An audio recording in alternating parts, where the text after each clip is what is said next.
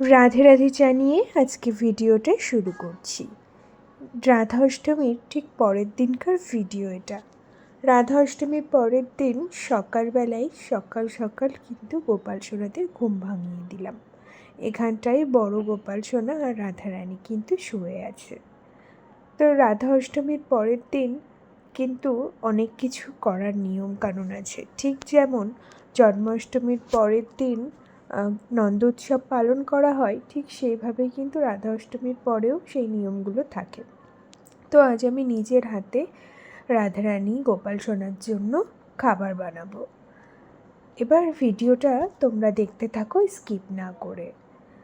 আর ভিডিওর প্রথমে আরও একটা কথা বলি, যদি ভিডিওটা ভালো লাগে অবশ্যই একটা লাইক, কমেন্ট, শেয়ার আর নতুন হলে সাবস্ক্রাইব করতে কিন্তু ভুলো না। তোমাদের একটা লাইক, একটা কমেন্ট আমাদের ভিডিও বানাতে না আরও বেশি কী বলবো, আরও বেশি উৎসাহিত করে। আর এখানে আমার ছোট্ট দুই গোপাল সোনা আছে, তাদেরকেও আমি ডেকে তুলছি যে ওঠো নন্দলাল, সকাল হয়ে গেছে, এই বলেই আমি ঘুম ভাঙাই। আর আমি সচরাচর প্রতিদিন কিন্তু ঘন্টা বাজিয়ে তুলি না, কারণ আমার ঘরে কিন্তু মা লক্ষ্মী রয়েছে। বলে মা লক্ষ্মী থাকলে নাকি ঘন্টা, কাসর এগুলো বেশি ইউজ করতে নেই। আবার গোপাল সোনা থাকলে তো ইউজ করাই লাগে, কিন্তু আমি কিছু কিছু দিন যেমন শুক্রবার, রবিবার, বৃহস্পতিবার এই দিনগুলো আমি একটু অ্যাভয়েড করি। তো চারজনকে আমি ফ্রেশ করিয়ে দিয়েছি। এবার সকালে একটু হালকা খাবার দিয়ে দিচ্ছি। তো এখানে একটা লাড্ডু দিয়ে দিলাম। এবার তোমরা ভাবতে পারো একটা লাড্ডু চারজনকে দিলে, আসলে ব্যাপারটা কি বলো তো, গোপাল একটা থাক আর 10টা থাক, সে কিন্তু একজনই। আর রাধারানী আর গোপাল কিন্তু আলাদা কিচ্ছু নয়। তাই ছোট্ট বাচ্চাদের যেরকম আমরা হালকা পাতলা খাবার দিই, তো গোপাল সোনাদেরকেও তাই দিলাম। তো এই খাটটা না একটু কেমন, একটু কালারটা নষ্ট নষ্ট মতো হয়ে গেছে, তাই না? আর ক্যামেরাতে বেশ বোঝা যাচ্ছে, সামনাসামনি কিন্তু অতটাও বোঝা যায় না। যাই হোক, কিছুদিন পর আমাদের বাড়িতে কালারের মিস্ত্রি আসবে, তখন আবার কালার করে নেব। কথা বলতে বলতে দেখো চলে এলাম গোপাল সোনাদের দুপুরের খাবার বানাতে। এখানে দেখো বাসমতি চাল ভিজিয়ে রেখেছিলাম, আর এখানটায় হচ্ছে জল গরম করতে দিয়েছি। তো আস্তে আস্তে না এই হাঁড়ির মধ্যে আমি চালটা দিয়ে দিচ্ছি। আজকে সমস্ত রান্না গোছানো থেকে শুরু করে মশলা করা, রান্না করা সব আমি করেছি। অন্যবার কী হয়, আমার মা আসে আমাকে অনেকটা হেল্প করে দেয়, কিন্তু আজ আমি পুরোটাই নিজে করেছি। করার পরেও ভাবছি যে কী করে করলাম। আসলেই ভগবানের আশীর্বাদ না থাকলে হয় না, জানো তো। আর গোপাল সোনাদের জিনিস তো, গোপাল সোনারা ঠিক পাড়িয়ে নিয়েছে। তো ওদিকে আমার পনির আলুটা ভাজা ভাজা হয়ে গেছে, এদিকে ভাতটাও কিন্তু প্রায় হওয়ার মুখে। তার পরপরই কিন্তু আমি ভাতটা ফ্যান ঝরাতে দিয়েছিলাম। আর এই দেখো মশলা কষাতে কষাতে হলুদ দিচ্ছি, এক হাতে ক্যামেরা ধরা, আর কতটা হলুদ গুঁড়ো পড়ে গেল। যাই হোক, তবে অসুবিধা কিচ্ছু হয়নি। এতটা হলুদ পড়ার পরেও কিন্তু তরকারি খারাপ হয়নি, ভালোই হয়েছে। আসলে ভগবানের নামে প্রসাদ খারাপ কখনো হয় বলো? আর তার প্রমাণ আজ।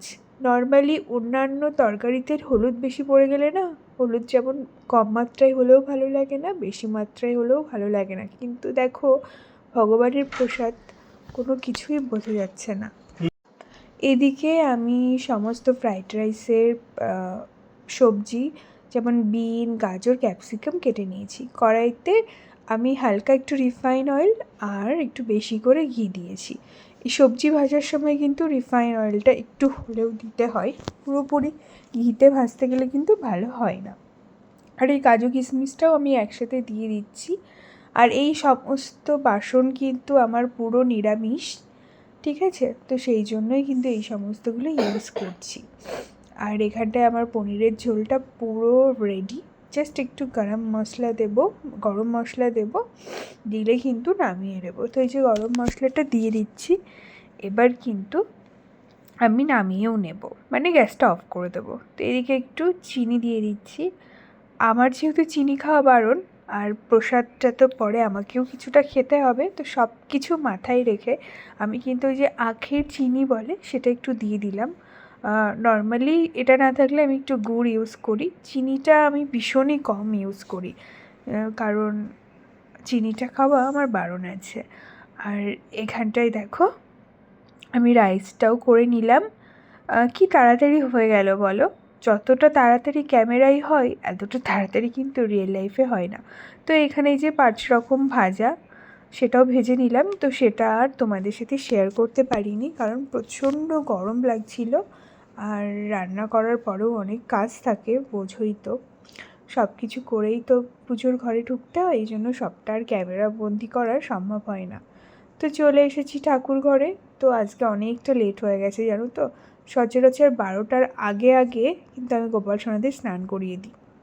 আজ ওই রকম 2টো মতো বেজে গেছিলো, ভাবো কতটা দেরি হয়ে গেছে আমার এরকম দেরি কখনোই হয় না। তো যাই হোক, কী আর করা যাবে, একা মানুষ সব দিকে সামলে তো করতে হয়, তাই না? তো 4জনকেই আমি কিন্তু যেটার উপরে স্নান করাই সেটার উপরে রেখে দিচ্ছি। আমার না একটা বাথটাব আছে জানো তো, সেটা কিছুতেই আবার ঠিক করে আনা হচ্ছে না, সেটা আনলে এই প্লেটের উপরে আমার স্নান করানো লাগবে না, সেটার মধ্যেই করাতে পারবো। যাই হোক, রাধা অষ্টমীর পরের দিন যেহেতু আর কতদিন যেহেতু ব্রাহ্মণ জেঠু সব কিছু করিয়েছে, তো আজকে ঘি, মধু, দুধ, দই সমস্ত কিছু দিয়েই আমি স্নান করিয়েছি। ওই যে বললাম তোমাদেরকে, আমি যখন যেরকম ম্যানেজ করতে পারি আমি তখন সেইগুলো দিয়েই কিন্তু আমি অভিষেক করাই। প্রত্যেক দিন তো আর সব কিছু ম্যানেজ করা যায় না, প্রত্যেক দিন হাতের মাথায় সব কিছু পাওয়াও যায় না। আর এই যে কেশর চন্দনটা কিন্তু মাস্ট, এটা কিন্তু আমি আগেই মানে প্রতিদিনই প্রায় ইউজ করি। তো এই যে এবার দইটাও দিয়ে দেবো। তো এই সমস্ত দিয়ে অভিষেক করানোর পরে আমি কিন্তু জল, দুধ এগুলো দিয়ে স্নান করিয়ে নেব। তো আরেকটা কথা বলি তোমাদেরকে, সেটা হচ্ছে একটা ভাই আমাকে কমেন্ট করেছিলে যে লক্ষ্মীর পাশে নারায়ণ রাখা যাবে কি না। হ্যাঁ ভাই, আমি শুনেছি আমার ব্রাহ্মণ জেঠুর কাছে, তো আমাকে নারায়ণ রাখতে বলেছেন উনি। আমি তোমার কথাটাই ওনাকে বললাম যে এরকম একটা ভাই আমাকে কমেন্ট করেছে আর বলেছে যে মা লক্ষ্মী তো স্থির না, তাকে স্থির তো স্বয়ং নারায়ণই করতে পারে, তো জেঠু আমি কি নারায়ণ রাখবো? তো জেঠু বলেছে হ্যাঁ।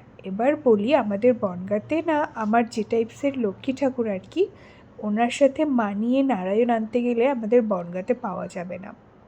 তো সেই জন্য আমি যেদিন নবদ্বীপ বা আমার মামার বাড়ি শান্তিপুর সেখানে যখন যাব আমি সেখান থেকে নিশ্চয়ই নিয়ে আসার চেষ্টা করব। আসলে আমরা ভগবানকে আনার কে বলো, ভগবান যদি নিজে না আসে। এবার দেখো, স্নান করানো, গা মোছানো সমস্তটাই আমার শেষ হয়ে গেছে। এবার কিন্তু আমি এই ড্রেসগুলো পরিয়ে দেব। আজকে সবাইকেই ওই সিম্পলের উপরে পরালাম। তোমাদেরকে এর আগেও অনেক ভিডিওতে আমি বলেছি বা তোমরাও দেখে থাকবে, আমি কিন্তু খুব একটা প্রত্যেক দিন ভারী ভারী জামা কাপড় কিন্তু একদমই পরাই না। তো আমার ভোলানাথকেও একটু অভিষেক করিয়ে নিচ্ছি। আজ শুধু গঙ্গা জল এইগুলো দিয়েই করালাম। এবার একটু আরতিও কিন্তু করে নেব। তো সুন্দর করে আরতি করে নিচ্ছি। আর আজ একটা কথা তোমাদেরকে বলি, আজকে পুজো দিতে দিতে আমার অনেকটা লেট হয়ে গেছিলো, আর 2টো অবধি আমি প্রায় মানে কোনো কিছুই না খেয়ে ওই যে ঠাকুরকে অন্নভোগ দিয়ে তারপরে খাবো। আগের দিন যেহেতু আমি ব্রত করেছি, তো আমার মাথা এত ঘুরছিল কি বলবো তোমাদেরকে, মানে একটু এনার্জি পাচ্ছিলাম না জানো তো পুজো দেওয়ার সময়। তবুও যে কোথা থেকে এনার্জিগুলো এলো, রান্না করতে করতে তো আমার মাথায় ঘুরে গেছিলো, কিন্তু তারপরে আমি দিব্যি ফিট হয়ে গেছিলাম।